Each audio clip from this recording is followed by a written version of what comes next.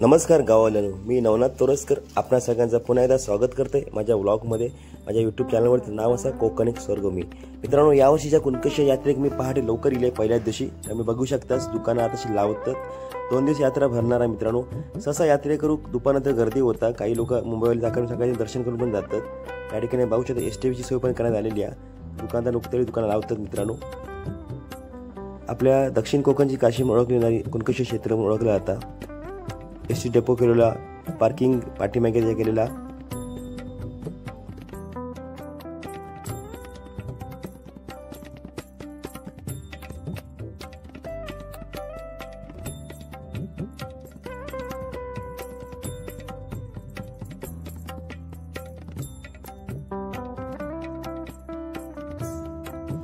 मित्रांनो, यावर्षी कुणकेश्वर भेटीसाठी 10 देवस्वाऱ्या येणार असून सुमारे 300 वर्षांनी मेढबावचं रामेश्वर आणि 39 वर्षांनी श्रीदेव रामेश्वर आचरा हे भेटू घेणार आहेत। त्यामुळे त्यावर त्यांचे शिवभक्त पण भरपूर प्रमाणात असतात। त्यामुळे यावर्षी भरपूर गर्दीचं उच्चांक गाठले।